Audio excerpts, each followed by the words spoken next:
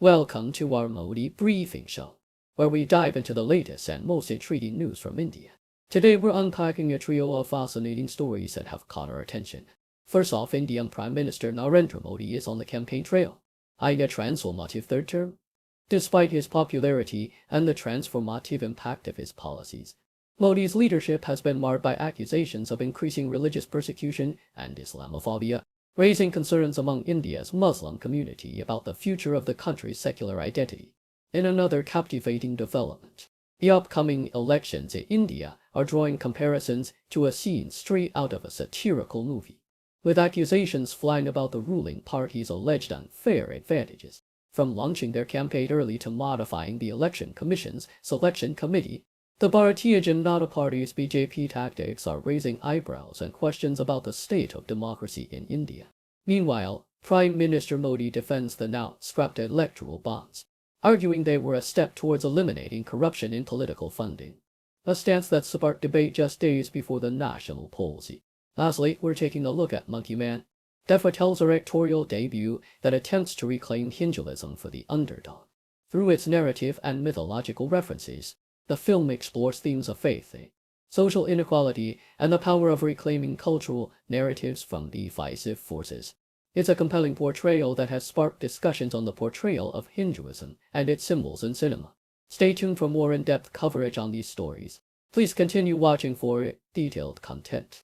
In the bustling heart of India, a country known for its rich tapestry of culture, history, and diversity, Prime Minister Narendra Modi stands as a figure of immense popularity and equal controversy. As he eyes a transformative third term in power, the landscape of Indian politics and society reflects both his achievements and the criticisms that shadow them. Modi's journey from the Chief Minister of Gujarat to the Prime Minister of India is a saga marked by promises of development, infrastructure, and anti-corruption measures. His tenure has seen significant advancements in India's transport network, the establishment of new power plants, and investments in fields ranging from sports to high-end technology. His future as model of development, despite being clouded by the grim events of the 2002 violence in Gujarat, has won him a cult-like following, propelling him to a position where his approval rating among Indians soars at 71st, according to CNN. However, Modi's leadership has not been without its critics and controversies. Accusations of fostering religious persecution and Islamophobia have surged, with many pointing to policies and actions that seem to embolden sectarianism. The revocation of Kashmir's special autonomy, the introduction of a contentious citizenship law perceived as anti-Muslim, and the construction of a temple on a site where a mosque once stood, have all been cited as evidence of a tilt towards transforming secular India into a Hindu state. For India's Muslim community, which numbers around 230 million, the fear of marginalization looms large. The narrative of Modi's India is further complicated by the electoral process itself, which has drawn comparisons to the farcical elections of dictator Aladdin in the movie Dictator, as highlighted by Al Jazeera. Critics argue that the playing field is far from level, with the ruling Bharatiya Janata Party BJP accused of leveraging its position to gain an unfair advantage, from launching its election campaign prematurely to altering the composition of the Election Commission. The actions of Modi's government have raised serious questions about the fairness of the electoral process and the state of democracy in India. The targeting of opposition leaders and institutions, coupled with a media landscape perceived as biased towards the ruling party, adds to the growing concerns about the integrity of the upcoming elections. Adding another layer to the complex political landscape is the recent controversy surrounding electoral bonds. As reported by Bloomberg, Modi defended the use of these bonds, which were aimed at eliminating cash and corruption in political funding, despite the Supreme Court's decision to ban them for violating citizens' right to information. Modi's stance on electoral bonds, just days before federal elections, underscores the ongoing debate about transparency, corruption, and the mechanisms of political funding in India. As India stands on the cusp of another electoral milestone, the figure of Narendra Modi looms large over its future. His vision of development, marred by allegations of sectarianism and questions about democratic fairness, paints a picture of a nation at a crossroads. Will India continue on the path charted by Modi, embracing his promises of progress while grappling with the challenges of division and controversy? Or will the voices of opposition and concern find a new resonance among the Indian electorate? The answers to these questions will not only shape the future of India, but also reflect the enduring complexities of democracy in one of the world's largest and most diverse nations. In the vibrant and diverse landscape of India, a country known for its rich tapestry of culture, religion, and politics, the battle for free speech is intensifying, with YouTube emerging as the latest battleground. According to Deutsche Welle, this popular platform has become a haven for journalists and political commentators seeking refuge from the country's increasingly polarized media landscape. Traditional newsrooms, once the bastions of independent reporting, have seen their spaces shrinking, compelling journalists to migrate to YouTube. Here they find a platform that offers them the freedom to reach a wider audience, unencumbered by the constraints that have stifled their voices elsewhere.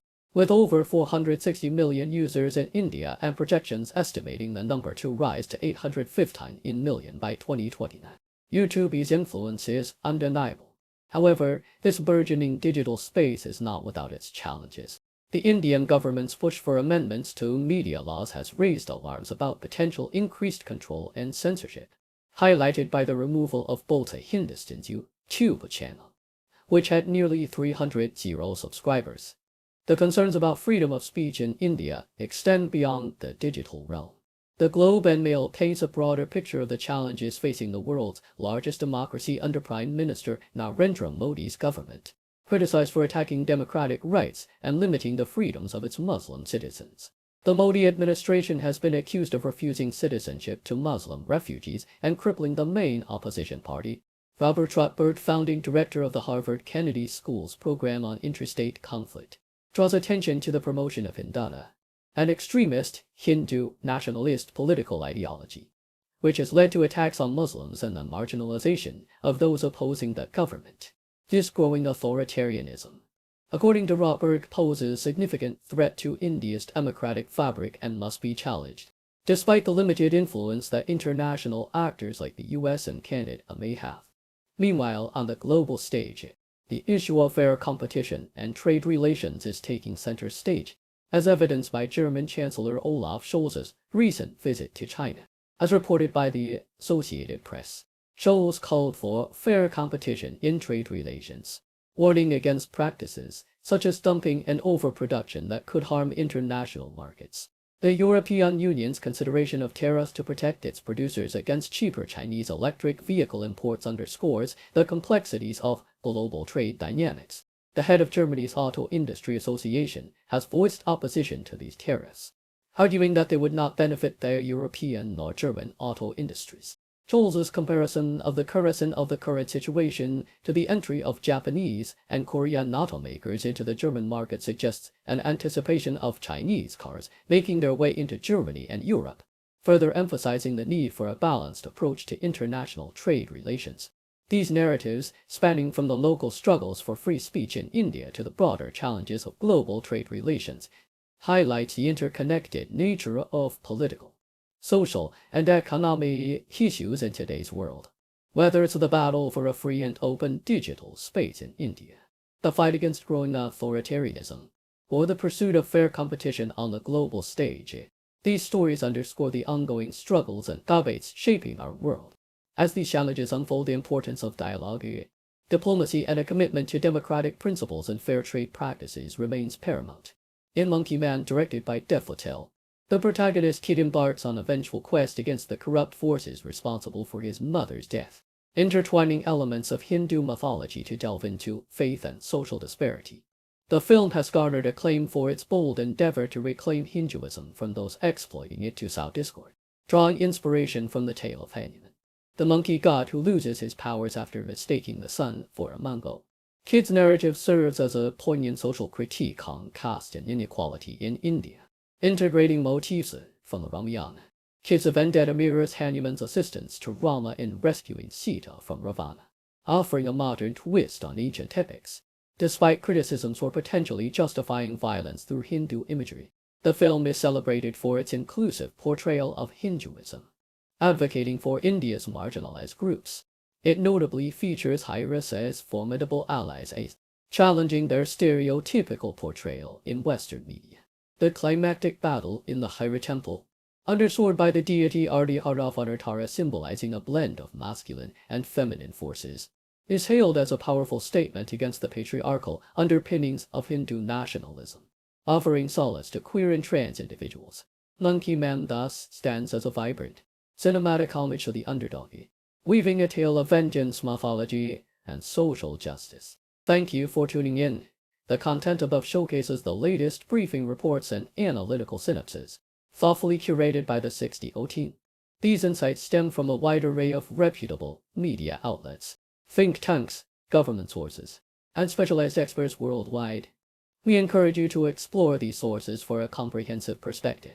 Keep in mind that while the content may not always align with the official standpoint of 60O Breeza, it's not meant to be taken as absolute directives for decision-making.